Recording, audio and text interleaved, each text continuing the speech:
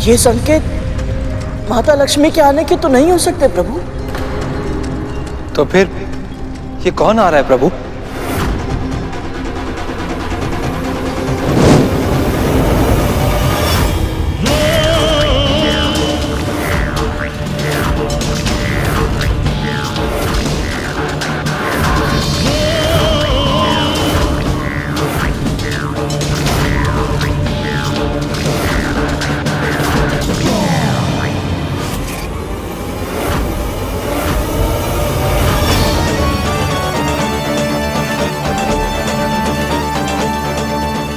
लक्ष्मी,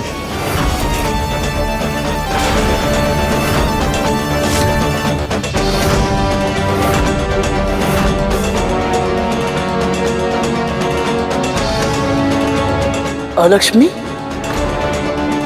अलक्ष्मी माँ लक्ष्मी की बड़ी बहन है, किंतु गुण और स्वभाव से दोनों ही बिल्कुल विपरीत हैं। यदि माँ लक्ष्मी सुख और समृद्धि की जननी है, तो मां लक्ष्मी दुख और दरिद्रता का प्रतीक है।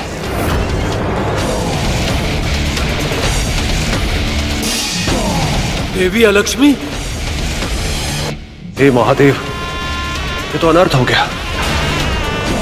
कहीं इनकी दृष्टि मुझ पर न पड़ जाए।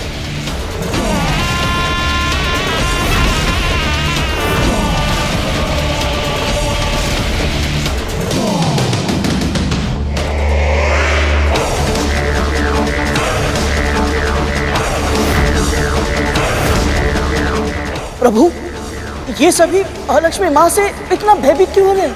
क्योंकि इन्हें भय कि यदि इनके जीवन में देवी अलक्ष्मी की छाया भी पड़ गई तो इनके जीवन में दुख और दरिद्रता छा जाएगी।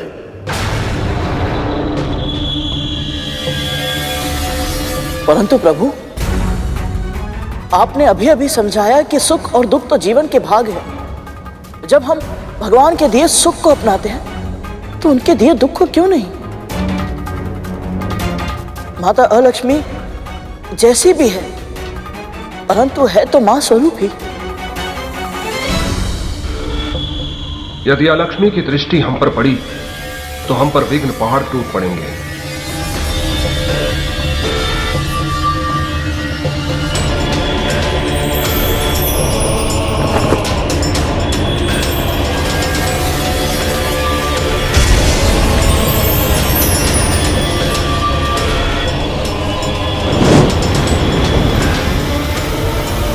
माता अलक्ष्मी,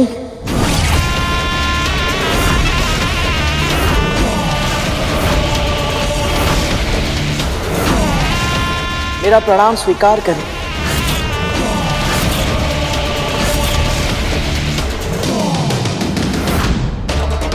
क्या गरुड़ को इस बात का ज्ञान नहीं है कि वो क्या कर रहा है? सभी खुद को अलक्ष्मी के प्रकोप से बचा रहे हैं और ये खुद विपत्ताओं को आमंत्रित कर रहा है।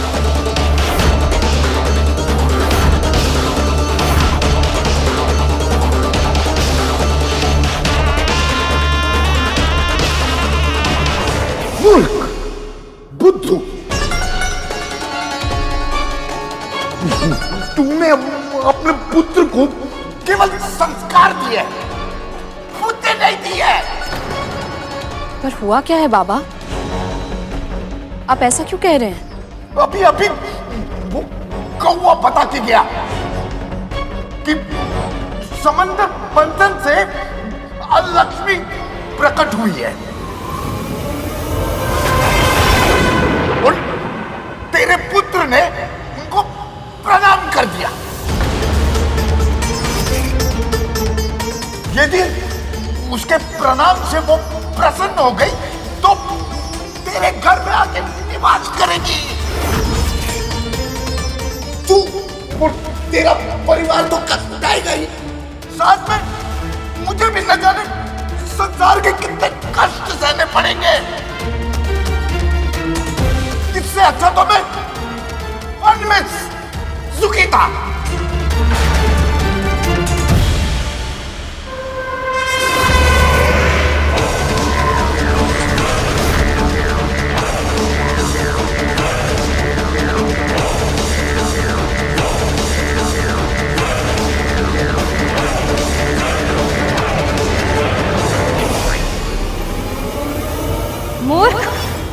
कौन है तू जो मुझे प्रणाम कर रहा है?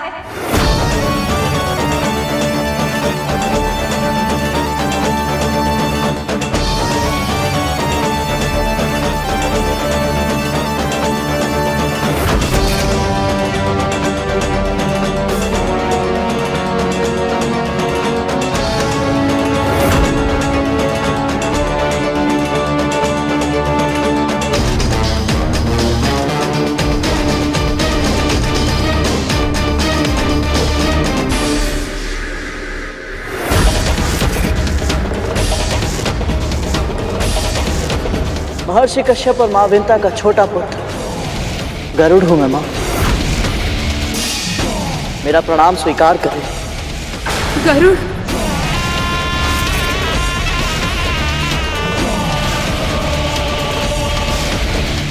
मूर्ख है ये गरुड़, तुझे ज्ञात ही नहीं अभी तूने किस आपदा को निमंत्रण दिया है। केवल ज्ञान होना पर्याप्त नहीं होता, विवेक भी होना चाहिए। किंतु तेरा पुत्र जब तक किसी संकट में न फंसे उसे शांति नहीं मिलती। व्यर्थी अलक्ष्मी को आमंत्रित कर दिया। तुझे भय नहीं लगता? यदि मैंने तेरा प्रणाम स्वीकार कर लिया तो तेरे जीवन में दुख और दरिद्रता छा जाएगी।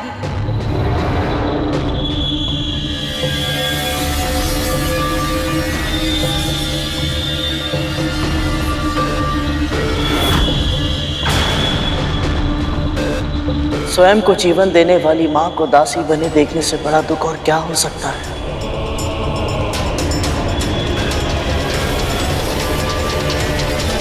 सब कुछ जानते हुए भी उन्हें मुक्त ना कराने से बड़ी दरिद्रता क्या कुछ और हो सकती है? बाबा, उसके मन में कोई कालिमा नहीं है। अपने पराये का भेद तो उसने सीखा ही नहीं है, इसलिए तो वो माओ के बीच में अंतर नहीं कर पाता। लेकिन तुझे तो अंतर करना पड़ेगा ना। अब यदि उसके कारण आलक्ष्मी तेरे यहाँ निवास करने आ गई तो वो महल देख रही है ना। उस महल की दुर्दशा तेरी इस कुटिया से भी अधिक हो जाएगी। जितने दुख तू अभी भुगत रही है ना, उससे कहीं अधिक दुख तेरी बहन और उसके पुत्रों को भोगना पड़ेगा। और ये दुख वहीं नहीं रुकेगा, तेरा पता पूछते हुए यहाँ तक आ जाएगा। तुम सब तो कष्ट भोगोगे ही। तुम सबके साथ आज में खून की तरफ मैं भी जाऊंगा।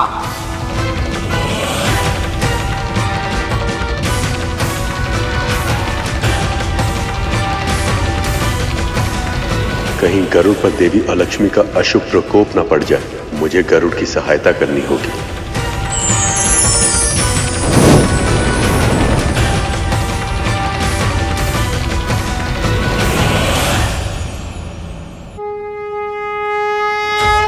अलक्ष्मी का प्रणाम स्वीकार हो नारायण। आपके मंथन के कारण मैं समुद्र से बाहर तो आ गई, पर देवों और दानवों में से कोई भी मेरे निकट तक नहीं आना चाहता। मैं कहाँ जाऊं नारायण?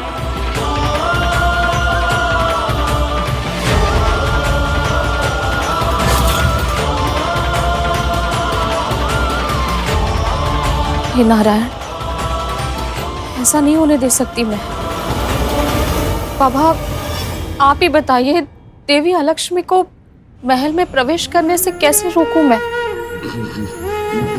असंभव नहीं है, किंतु बहुत कठिन है। बहुत कुछ करना पड़ेगा। कर पाएगी तू? बोल, कर पाएगी तू?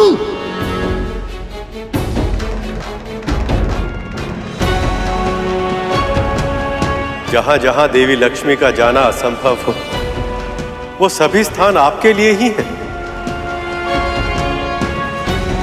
जहां अशुद्धता हो, अशोच हो, अन्न का अनादर हो, जूठन हो, वहां आप सहर्ष निवास कर सकती हैं।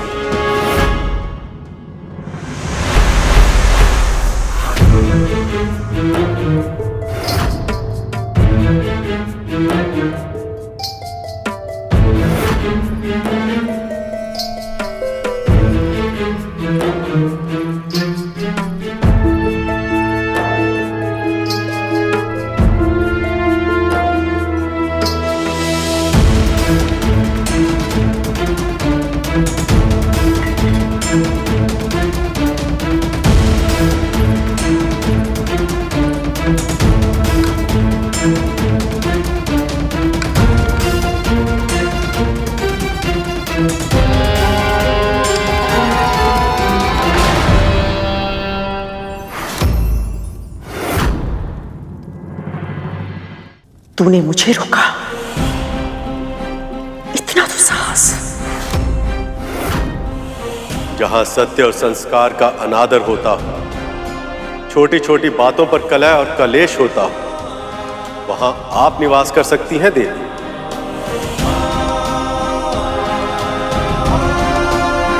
इसे झूठा मत कीजिए महारानी, इससे घर में अलक्ष्मी आ जाएंगी। बुद्धि भ्रष्ट हो गई तेरी, क्या बोले जा रही है?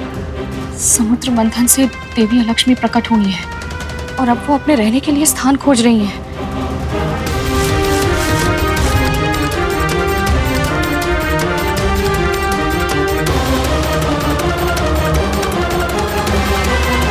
तुझे किसने बताया ये? वो बाबा है ना, उन्हें कौवे ने बताया। क्या कह रही है तू? कौन सा कौवा और क्या बताया उसने? वो सब अभी समझाने का समय नहीं है महारानी। सबसे पहले हमें इस पूरे महल को ठीक से स्वच्छ करना होगा। कहीं भी कोई भी ऐसी वस्तु नहीं होनी चाहिए जो दरिद्रता को आकर्षित करे। कितनी अंधविश्वासी हो गई है तू। यदि मैंने थोड़ा सा भोजन चख लिया तो कोई पहाड़ टूट पड़ेगा या बिजली गिर जाएगी। भोजन झूठा हो जाएगा महारानी, और झूठे भोजन का भोग नहीं लग सकता। जहां अन्न का भोग ना लगता हो वहां देवी लक्ष्मी का वास कभी नहीं हो सकता, और जहां देवी लक्ष्मी का जाना असंभव हो वहां अलक्ष्मी आ जाती हैं।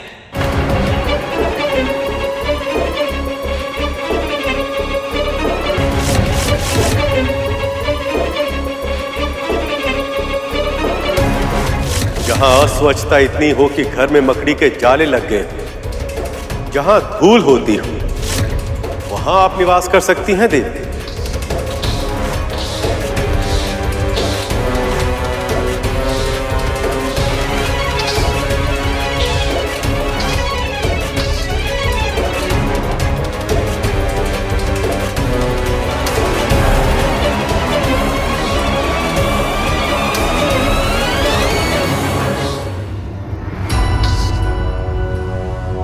ये लीजिए दासी माँ।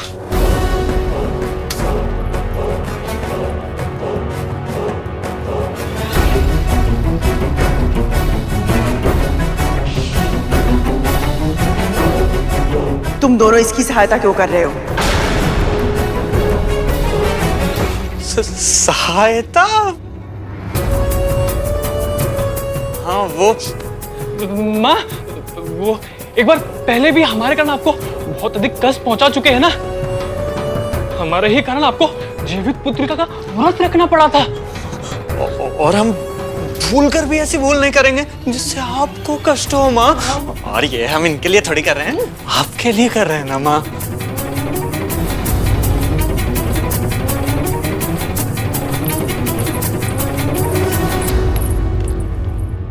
जहां के निवासी पांव धोए बिना आसन पर चढ़ जाते हैं और सदैव अपने पांव हिलाते रहते हैं, वहां भी दरिद्रता आती है। वहां आप निवास कर सकती हैं देवी। मेरे विष का उस बुढ़े पर कोई प्रभाव क्यों नहीं पड़ा? क्या कारण हो सकता है इसका? ऐसे पांव हिलाने से भी दरिद्रता आती है।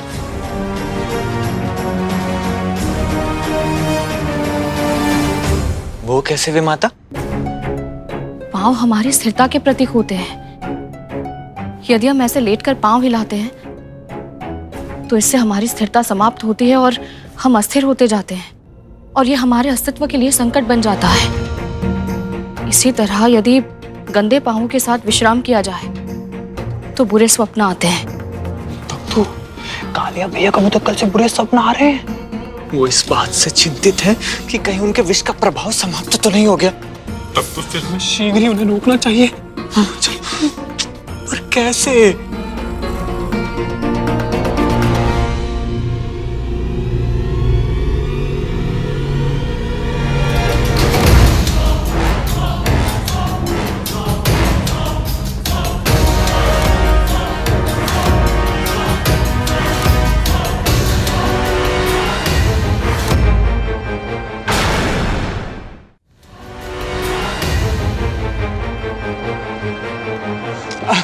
आपने उस मुर्गे को पकड़ने में इतना श्रम किया, थक गए होंगे ना? इसलिए सोचा मैं आपके पाँव दबा दूं, आपको अच्छा लगेगा। अचानक से इतनी सेवा? नहीं नहीं, कुछ दिनों से सिर्फ अच्छा अच्छा करने का ही मन हो रहा है, तो इसलिए।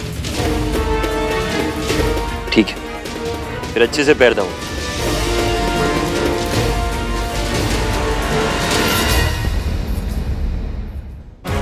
सभी अपने घर को तो स्वच्छ रखते हैं, पर अपनी गंदगी, अपने कूड़े को निकालकर बाहर रख देते हैं।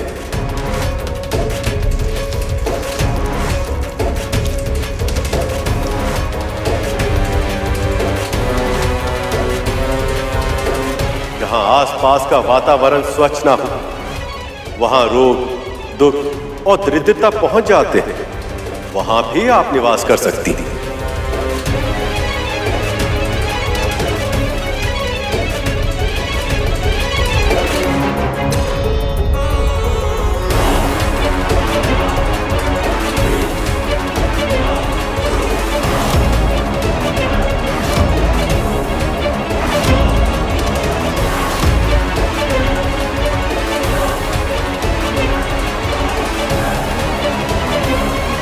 ये महल तो स्वच्छ है, यहाँ सुंदर रंगोली भी बन रही है,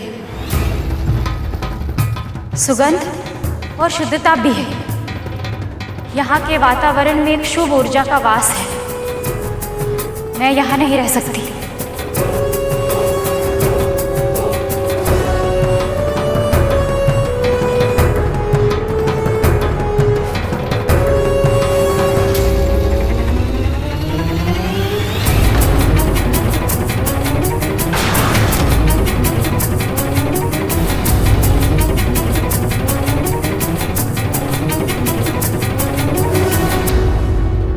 प्रभु, आपका कोटि कोटि धन्यवाद माता अलक्ष्मी की छाया इस घर पर ना पड़ने देने के लिए। पुत्री, आज तुमने देवी आलक्ष्मी के प्रकोप से अपने आप और अपने परिवार को बचा लिया।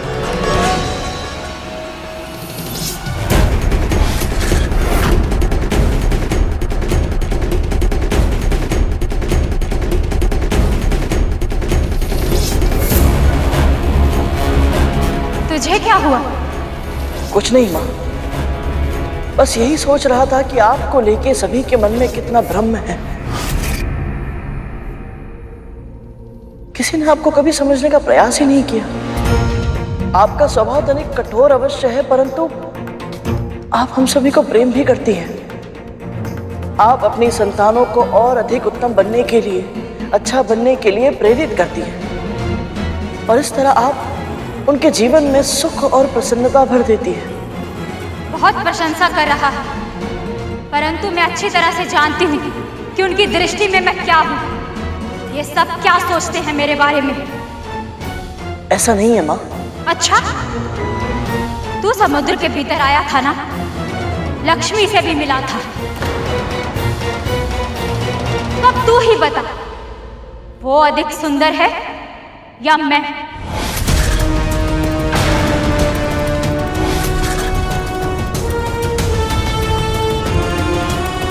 ये किस प्रश्न में फंसा दिया माँ ने? जब भी कोई स्त्री ऐसा प्रश्न पूछती है तो बड़े से बड़े ज्ञानी सही उत्तर नहीं दे पाते। यदि गरुड़ के उत्तर से माँ रुष्ट हो गई तो पता नहीं क्या होगा।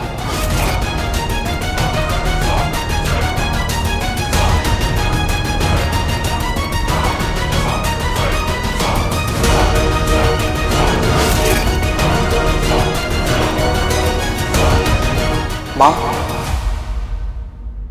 माता लक्ष्मी आते हुए अच्छी लगती है और आप जाते हुए।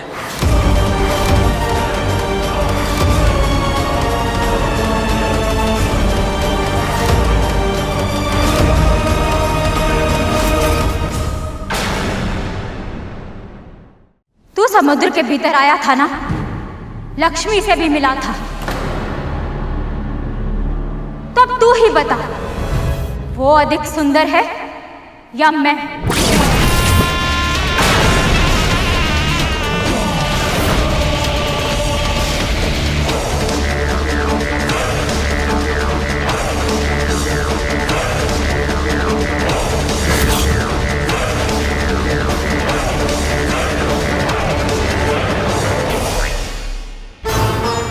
माँ, माता लक्ष्मी आते हुए अच्छी लगती है और आप जाते हुए।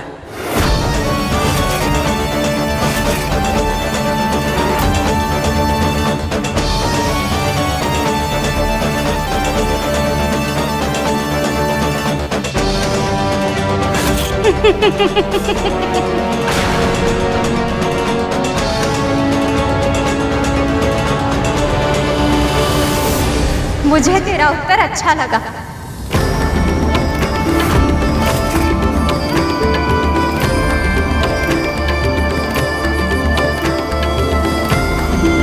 तेरा दुख और दरिद्रता शीघ्र ही दूर हो।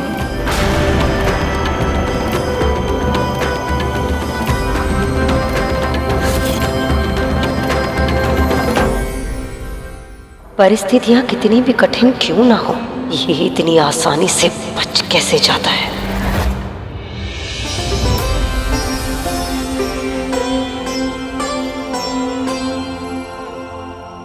आपका बहुत बहुत धन्यवाद बाबा। आज आपने मेरी और मेरे परिवार की रक्षा कर ली। बड़ी विचित्र प्राणी है तुम। अब तुम लक्ष्मी चली गई, अब क्यों अश्रु बहा रही है? हाँ बाबा, पर ये सब आपके बिना संभव नहीं हो पाता। आप भले ही कितने ही कठोर बन जाएं, कितने ही कटु वचन कह लें, सत्य तो ये है आज आपने मुझे और मेरे परिवार को बचा लिया। मैं आपकी आभारी हूँ बाबा। तुम कहना क्या चाहती है?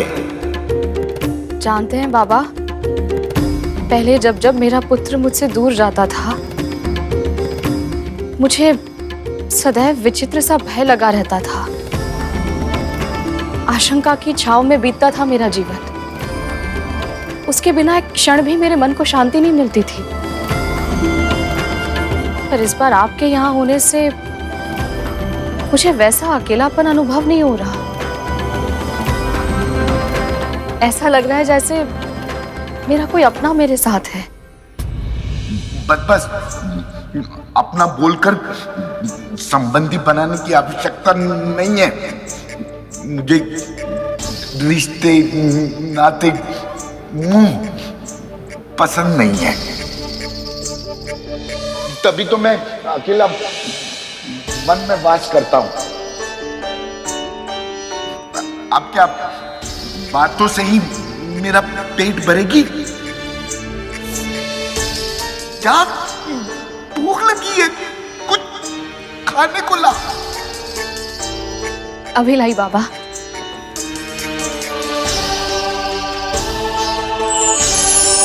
यदि तू इस परीक्षा को परिपूर्ण कर ली तो तुझे ऐसा आशीर्वाद दूंगा कि तेरे सारे कष्ट दूर हो जाएंगे। प्रभु, निवास के लिए स्थान मुझे कहीं ना कहीं मिल ही जाएगा, पर हर स्त्री की तरह मेरा भी एक स्वप्न है कि मुझे भी कोई जीवन साथी मिले, कोई हो जिसे मैं अपना सकूं और जो मुझे अपना ले पूरे मन के साथ।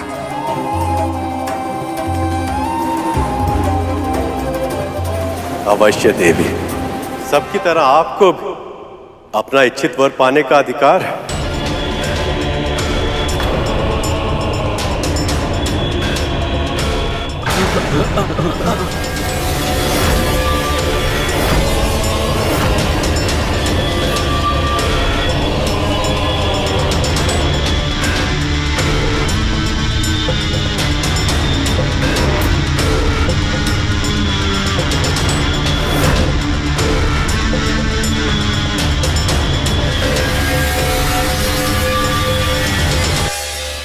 कोई भी मेरे गुण दोषों के साथ मुझे स्वीकार करने के लिए तैयार नहीं है नारायण,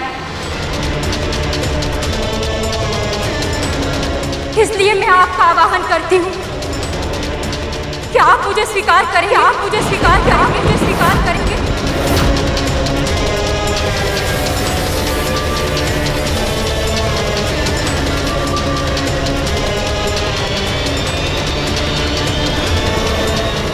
आप भी सबकी तरह मुझे। मेरे कथन को अन्यथा मत लीजिएगा देवी, पर विवाह तभी करना चाहिए जब वर और वधू तन, मन और आत्मा से एक हो।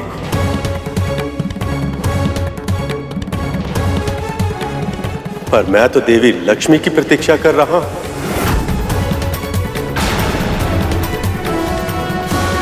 छोटी बहन का सौभाग्य बड़ी बहन का दुर्भाग्य नहीं बन सकता नारायण। मुझे भी ऐसा ही वर चाहिए जिसमें आपका अंश हो। मैं आपकी ये इच्छा पूर्ण करने में असमर्थ हूं देवी, पर मैं आपको दिव्य दृष्टि का वरदान अवश्य दूंगा, जिसकी सहायता से आप अपने लिए योग्य और उपयुक्त वर ढूंढ पाएं।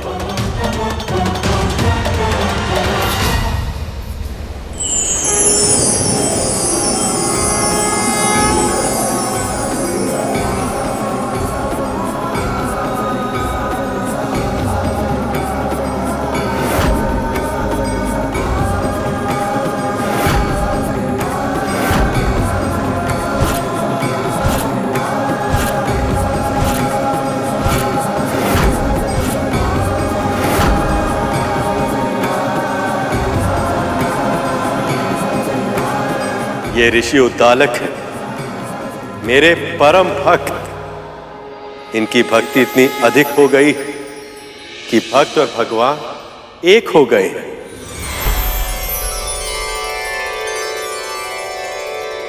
ये मुझे स्वीकार है नारायण।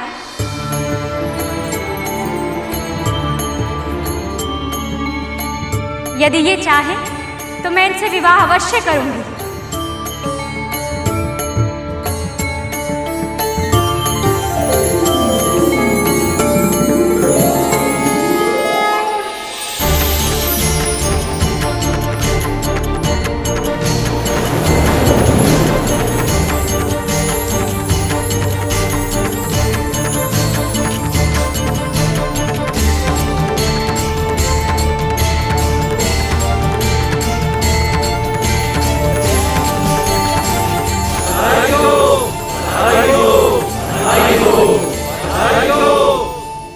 आपका जीवन शुभमय हो लक्ष्मी।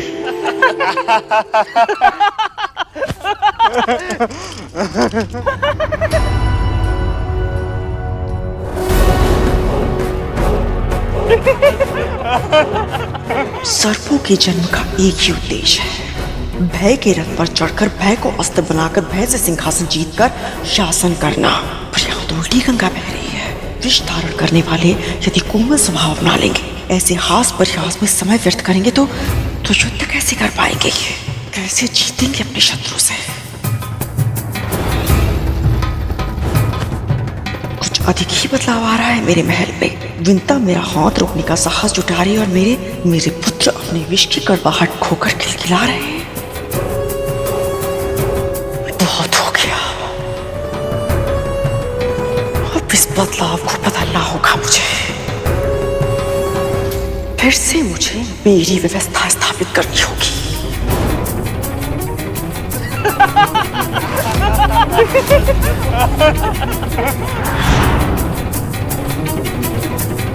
प्रभु आपकी कृपा से मंथन फिर से आरंभ हो गया।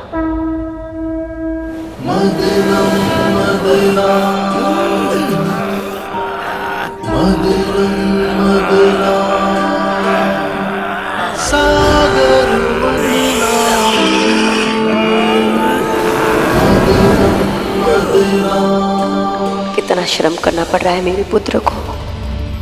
वासुकी का भयानक विष तक सहन करना पड़ रहा है। पर यदि इस मंथन से उन्हें कोई लाभ नहीं हुआ तो?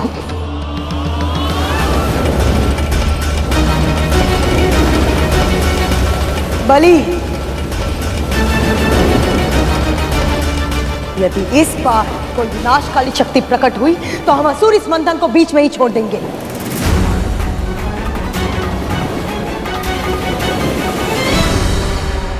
हलाहल और लक्ष्मी से तो बच गए, लेकिन इसका अर्थ ये नहीं कि मैं और मेरे पुत्र अपने प्राण बार बार संकट में डालें।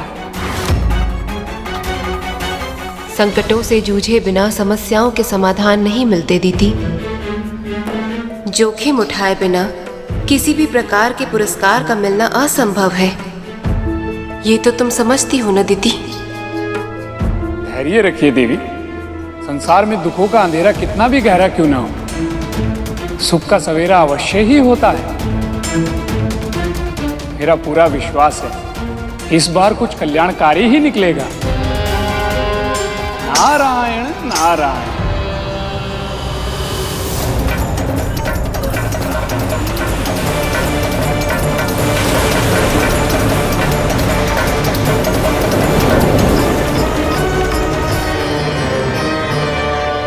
प्रभु,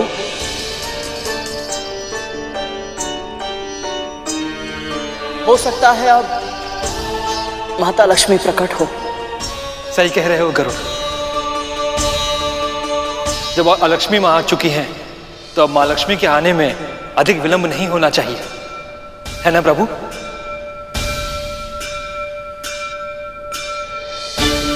आपकी आंखें आपके मन का दर्पण है प्रभु। ये बता रही है कि अपनों के आने की प्रतीक्षा करना कितना कठिन होता है।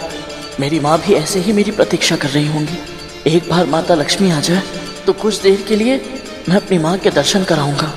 मेरे बिना वो न जाने कैसी होंगी। बस बड़ी माँ और उनके नाग पुत्र माँ को अधिक सता ना रहे हो। जब विंता का महाबलशाली पुत्र उसके साथ था, तब भी उसने कभी इस तरह मेरा अनादर करने का, मेरी आज्ञा की अवहेलना करने का साहस नहीं किया, बल्कि अपने पुत्र को सदैव यही शिक्षा दी, मेरे हर अच्छे बुरे, हर आदेश का सम्मान करने की शिक्षा। तो फिर अब अचानक ऐसा क्या बदल गया कि वो मेरे सामने दृष्टि उठाकर बात करने लगी? आप बिल्कुल सही सोच रही हैं माँ। कुछ तो निश्चित रूप से बदला है। तुम्हें मेरे मन की बात कैसे पता चली? माँ, यदि माँ अपने पुत्रों के मन की बात पढ़ सकती है, तो पुत्र भी तो अपनी माँ का मन पढ़ सकते हैं। आप तो बस ये सोचिए कि हमारे आसपास का वातावरण कब से बदलने लगा।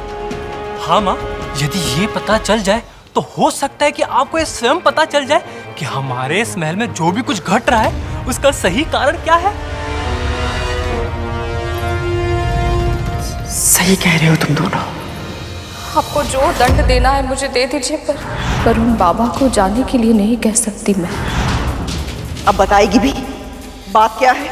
बाबा को पौष्टिक आहार चाहिए महारानी। उस बुढ़े में अवश्य ही कुछ बात है। जब से वो आया है, इस विंता का मनोबल भी बढ़ गया है, और हम सब मिलकर भी उसे कुटिया से बाहर नहीं निकाल पा रहे हैं। क्या हुआ? फेंक दिया उस बूढ़े को बाहर? उसे महल से बाहर फेंकना तो दूर की बात है माँ, हम दोनों उस मायावी के आसपास भी नहीं पहुंच पा रहे माँ। जब से उस बुढ़े ने इस महल में प्रवेश किया है, तब से ही सारी गड़बड़ चल रही है। कुछ दिन पहले मुझे भी एक तीव्र झटका लगा था। अवश्य वो बुढ़ा सारी समस्या की जड़ है। समस्या की जड़? नहीं नहीं माँ, वो तो समाधान। माँ, इसके कहने का अर्थ है समस्या की जड़ तो आपने ढूंढ ही ली है, अब समाधान भी मिल ही जाएगा। इस महल में जो भी कुछ घट रहा है उसका कोई ना कोई संबंध उन बाबा के इस महल में आने से ही है। विंता ऐसे ही किसी को मार्ग से उठाकर अपनी कुटिया में नहीं लाएगी, और जितना यत्न के साथ वो उसकी सेवा कर रही है, कोई ना कोई कारण तो अवश्य है, कोई उद्देश्य या कोई छुपा हुआ लक्ष्य। और वो क्या है, मैं जान कर रहूंगी। और यदि सच में वो बाबा चमत्कारी है, तो उसका आशीर्वाद मुझे मिलेगा, उस विंता को नहीं।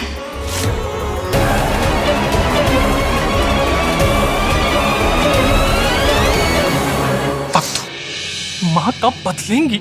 अरे धूमल, ये बोल माँ कब सुधरेंगी?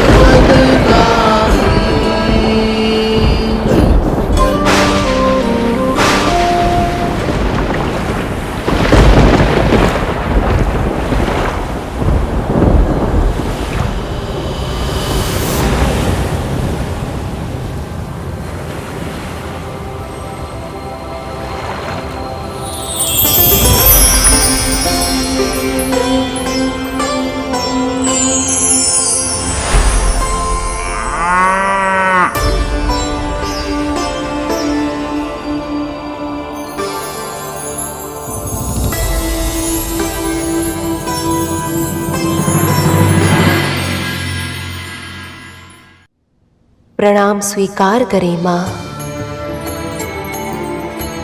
प्रभु, ये गौ माता कौन है और इनमें इतना विशेष क्या है कि इनके प्रकट होते ही वातावरण में अभूतपूर्व शुद्धता और शांति व्याप्त हो गई।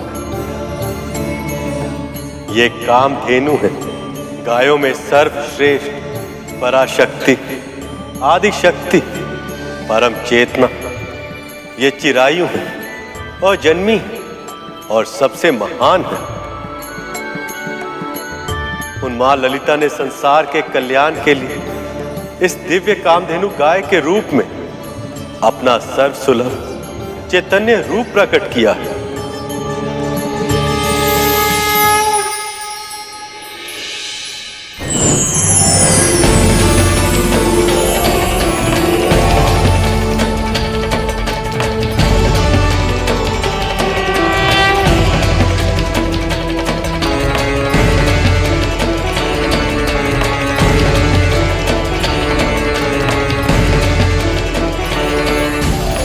इनके विशेष लक्षण क्या है प्रभु?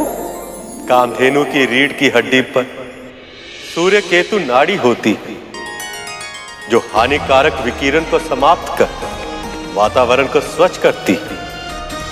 इसके साथ साथ ये नाड़ी गाय के तन में स्वर्ण का निर्माण भी करती, जो उनके दूध, मूत्र और गोबर से सहज ही प्राप्त किया जा सकता। हम दूध और मूत्र का उपयोग करते हैं और गोबर खाद के रूप में खेतों में उगने वाले अनाज के माध्यम से हमारे तन में प्रवेश करता है। इनकी पूंछ भूमि को छूती और स्त्रियों की चोटियों के समान सदैव गुथी ही होती हैं। हिंसा का संदेश देने वाले इनके ये सींग सदैव उल्टे ही होते हैं और इनकी आंखों से प्रतिपल प्रतिक्षण आंसू बहते ही रहते हैं, जो करुणा का प्रतीक होते हैं। कामधेनु की अस्थियों में पर्वत और मज्जा में यज्ञ स्थित होते हैं और इनके चारों थनों में 4 महासमुद्र होते हैं।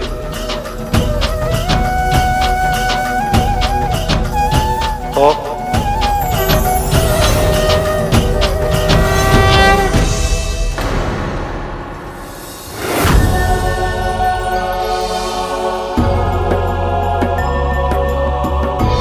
प्रभु, प्रभु,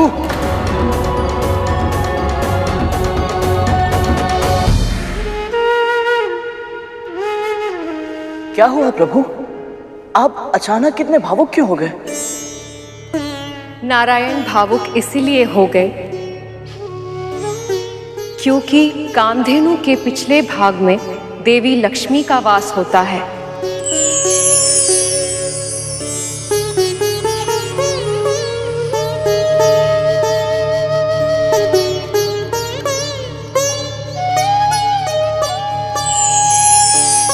परंतु माता लक्ष्मी का वास मां कामधेनु के पिछले भाग में ही क्यों?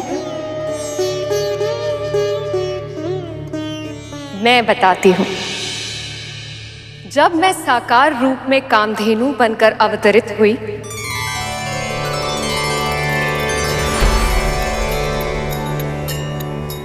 तब सभी देवी देवता मुझ में स्थान ग्रहण करने आए।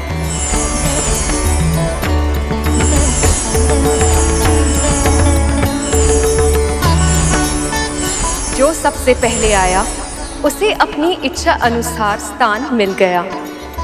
मेरे इस कामधेनु अवतार के सींगों के जड़ों में सदैव प्रजापति ब्रह्मा और महाविष्णु प्रतिष्ठित होते हैं। सींगों के अग्र भाग में सभी चराचर और तीर्थ स्थित हैं। मध्य भाग में स्वयं महादेव, ललाट में गौरी, नासिका में कार्तिकेय, कानों में अश्विनी कुमार और आंखों में सूर्य और चंद्र स्थित है। खुरों में सरस्वती और इसके गंध स्थलों में यम और यक्ष का वास होता है।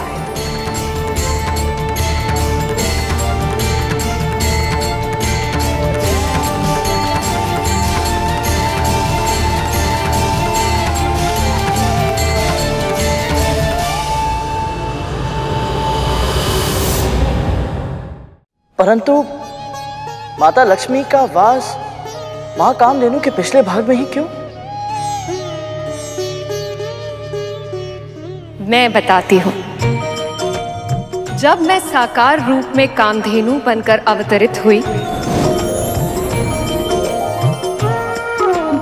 तब सभी देवी देवता मुझ में स्थान ग्रहण करने आए।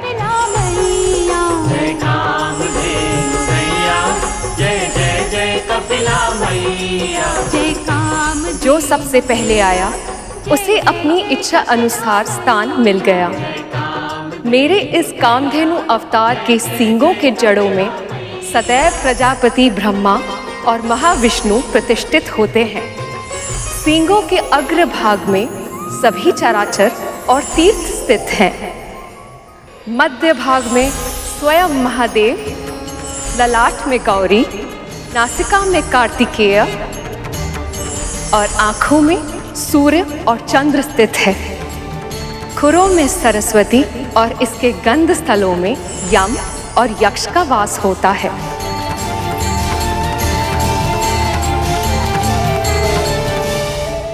प्रणाम माँ। माँ, मुझे भी अपने इस कामधेनु रूप में कोई स्थान दे दीजिए। आपको विलंब हो गया देवी। अब तो सभी ने अपना मन वांछित स्थान चुनकर निवास करना आरंभ भी कर दिया है। कोई तो उपाय होगा, मुझे कहीं भी कोई भी स्थान दे दीजिए। मैं तैयार हूँ माँ। माँ, मैं आपके साथ निवास करना चाहती हूँ। मैं समझती हूँ, परंतु इस संसार में सबसे अधिक वंदनीय आप है माँ। यदि आज आपने मेरा अनादर किया तो सृष्टि में कभी भी कोई मुझे सम्मान नहीं देगा।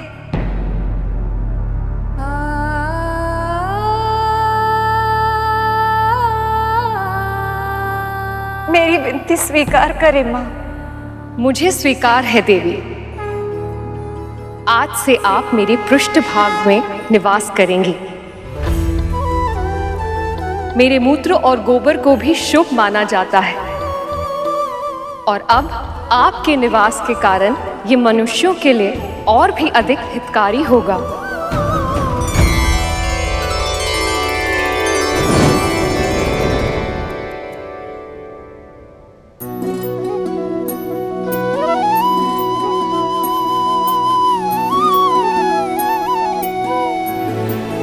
गाय के गोबर में लक्ष्मी का वास होता, इसीलिए उसे खेतों में डालकर मिट्टी को उपजाऊ बनाया जाता। घर की दीवारों में उसका लेप लगाकर उन्हें स्वच्छ बनाया जाता है और चौके में चूल्हे में डालकर उसे शुद्ध किया जाता है।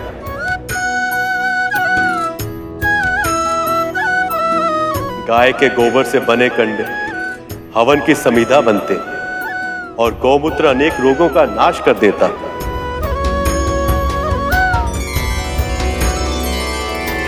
भविष्य में स्वयं मैं भी एक अवतार लूंगा जिसमें ना केवल मुझे गौ सेवा का पुण्य अर्जित होगा, बल्कि मैं माखन चोर भी कहलाऊंगा।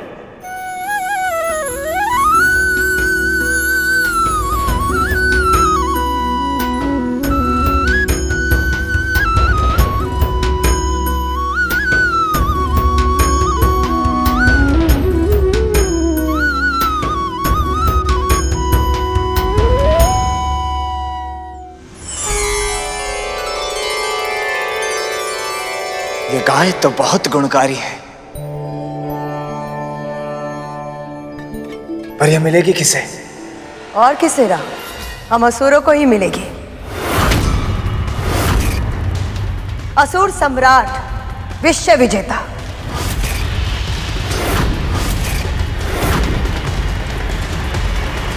जो स्वर्ग पे राज करता है, ऐसे दिव्य गाय का अधिकार सिर्फ उन्हीं को मिलना चाहिए।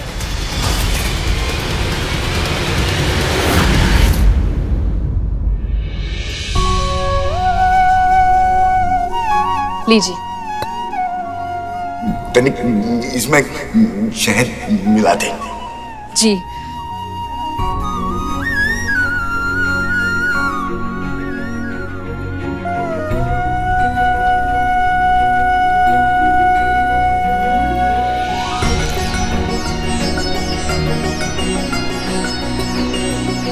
लीजिए। अब तनिक इसमें पीसा हुआ मेवा मिला दे। जी।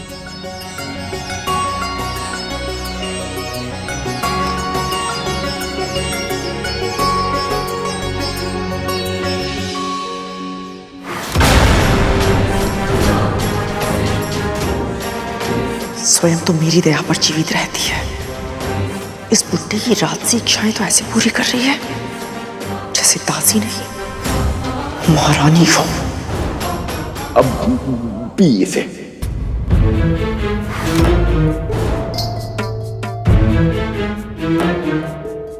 एक बार बोला तो सुनाई नहीं देता क्या? मैंने कहा पी इसे। बाबा, ये तो मैं आपके लिए बचपन में इसी तरह दूध पीना अच्छा लगता था ना तुझे?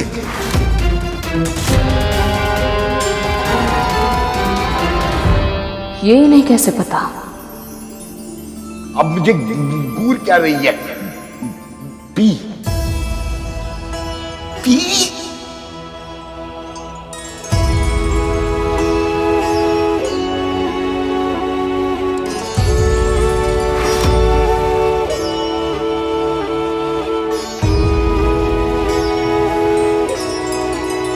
समझना संभव है कौन किसकी सेवा कर रहा है।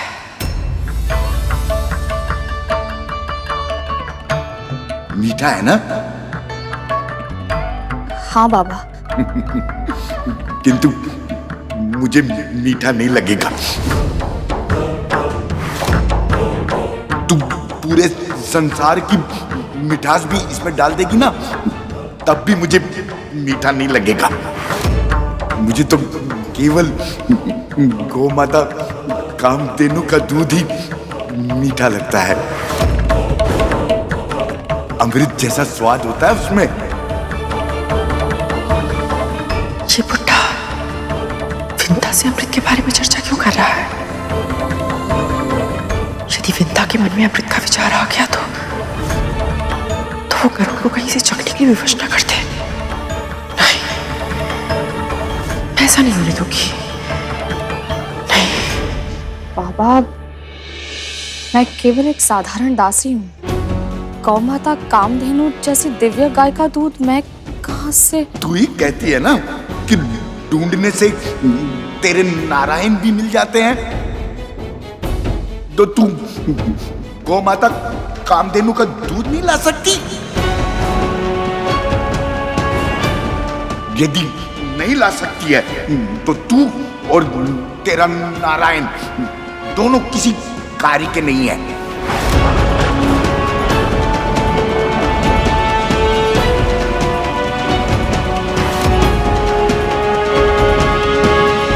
दूध भी मुझे मिलेगा और इस बुड्ढे का आशीर्वाद भी। क्षमा कीजिए दिति मां, महाराज बलि यदि एक बार जीत गए हैं तो इसका अर्थ ये नहीं कि संसार की सभी संपदाएं उन्हें ही प्राप्त होंगी। समुद्र मंथन के रत्न उन्हें ही मिलेंगे जो उसके योग्य हो। युवराज, इस योग्यता का निर्णय किस आधार पर किया तुमने?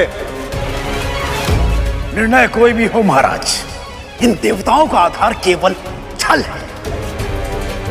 ये दिव्य गाय इन देवताओं को मैं किसी भी मूल्य पे नहीं लेने दूंगा।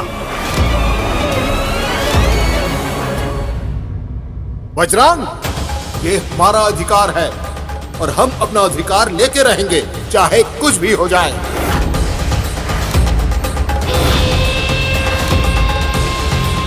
अगर कहीं फिर से इस मंथन में कुछ अवरोध आ गया तो? कामधेनु का दूध? हाँ, उस बुड्ढे के अनुसार कामधेनु का दूध अमृत के समान होता है और वो दूध मुझसे पहले उस विंता को मिल जाए, ऐसा मैं नहीं होने दूंगी, किसी मूल्य पर नहीं। इसलिए जाओ, कुछ भी क्यों ना करना पड़े, मेरे लिए गाय का दूध लेकर आओ। पर माँ, हमको तो ये भी नहीं पता वो गाय मिलेगी कहाँ। नहीं पता है तो पता करो। एक सहस्त्र पुत्रों का वरदान मैंने इसलिए नहीं मांगा था कि उनके होते हुए भी सारी समस्याओं का समाधान मुझे स्वयं करना पड़े। करुण को देखा है, वो कैसे मेरे लिए सूर्य पुष्प लेकर आया था। इसलिए तुम लोग जाओ और मेरे लिए गाय का दूध लेकर आओ। जाओ।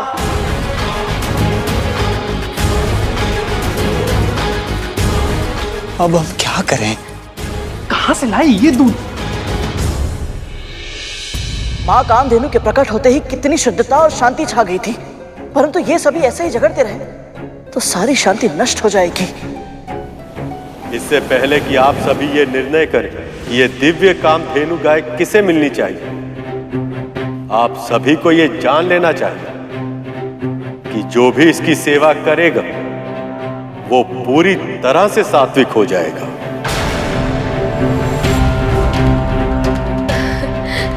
ये तो अत्यंत शुभ बात है। नारायण नारायण, यदि असुर भी सात्विक हो गए तो ये संसार तो पूरी तरह बदल जाएगा।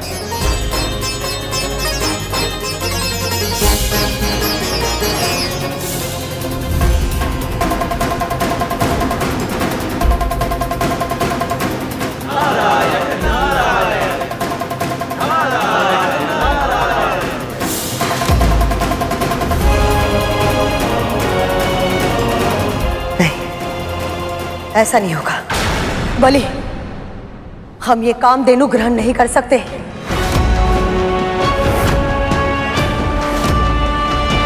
कहीं इसके कारण तुम सात्विक बन गए तो तुम तो स्वर्ग दान में दे दोगे।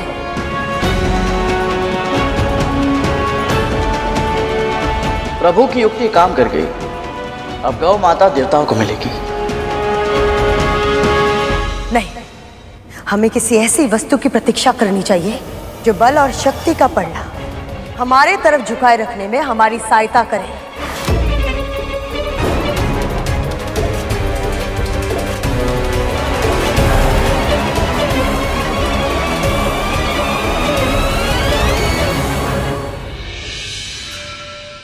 गौ माता की सेवा गौ भक्त करें, इससे उत्तम और क्या हो सकता है।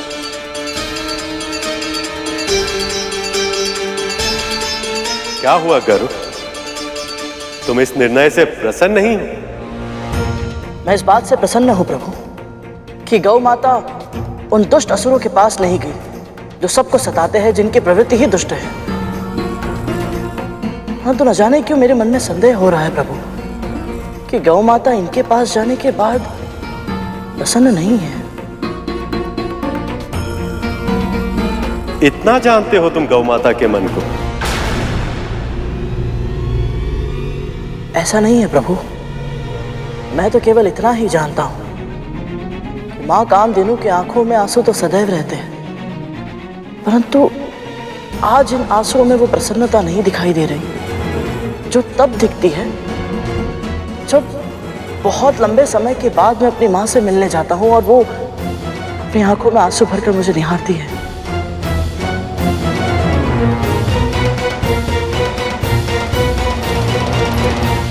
माँ कामधेनु कैसे मिलेंगी मुझे? कहाँ ढूंढूं उन्हें?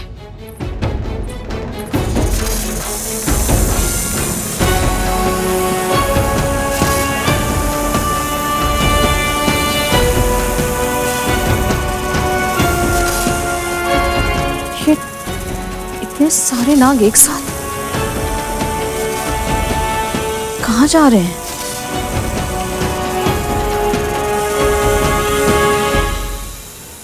तख्त धूमल, क्या हो रहा है? कहाँ जा रहे हो तुम सब?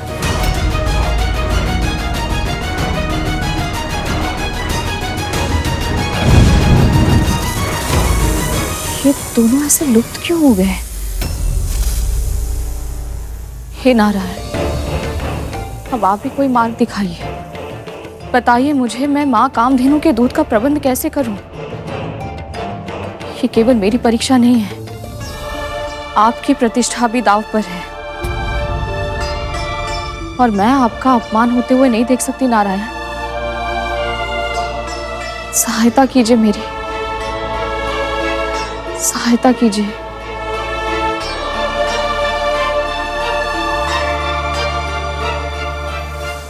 माँ कहती हैं कि जब कुछ पहली बार प्राप्त हो तो उसे ब्राह्मण और ऋषियों को दान देना चाहिए। इसलिए हम आपको दान देने आए हैं। आज्ञा दीजिए माँ। धन्यवाद माँ।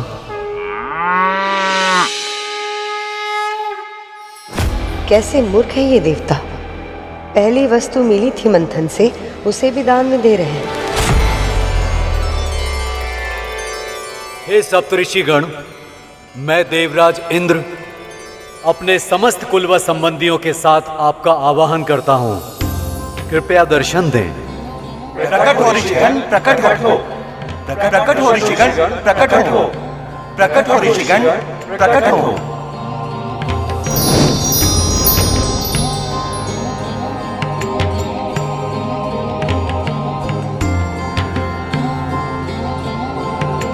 कल्याण।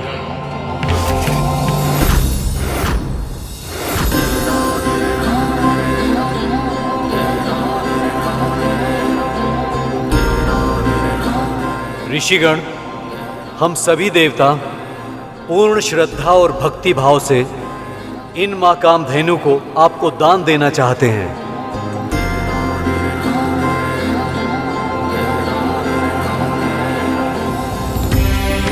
कृपया इन्हें स्वीकार कर हमें कृतार्थ करें। देवराज, प्रभु विष्णु की भक्ति और ऋषियों को दिया हुआ दान कभी व्यर्थ नहीं जाता। समुद्र मंथन के इस महान यज्ञ में आप सबको सफलता प्राप्त हो।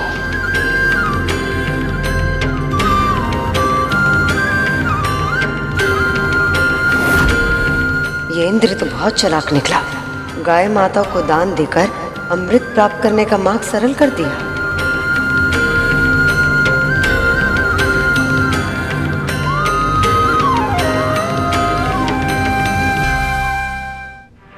ये देवता भी विचित्र हैं। जब ये गाय इन्हें दान में ही देनी थी तो उसे प्राप्त करने के लिए हमसे इतना झगड़ा क्यों कर रहे थे? देवराज की बुद्धि की प्रशंसा तो करनी ही पड़ेगी। तुम कहना क्या चाहते हो? मां कामधेनु को दान में देकर देवराज ने एक तीर से 2 निशाने लगाए हैं भैया। दान देकर पुण्य अर्जित तो किया है, साथ ही साथ सप्त ऋषियों से आशीर्वाद भी लिया कि इस मंथन में विजय प्राप्त हो। इसका अर्थ यह है भैया कि अब अमृत इन्हें अवश्य मिलेगा। गरुड़ अब राजनीति के कठिन दाव पेच भी समझने लगा है। हर बीतते दिन के साथ ये और भी अधिक समझदार और भी अधिक व्यवहारिक होता जा रहा है। एक दिन इसके यही गुण वैकुंठ के उपयुक्त बनने में इसकी सहायता करेंगे।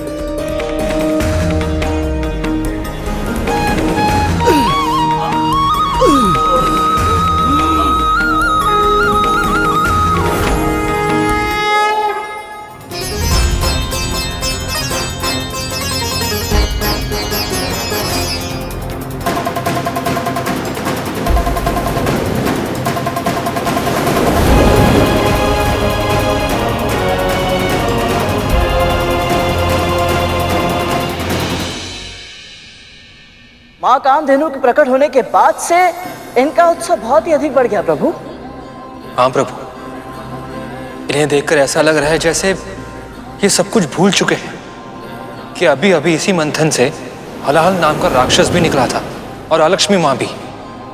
यही तो इस जीवन का आनंद है। सुख आते ही मनुष्य का मन चंचल हो जाता है और फिर वो अपने सभी दुख भूल जाता है। और ये भी कि ये सुख भी उतना क्षणिक है जितना दुख था।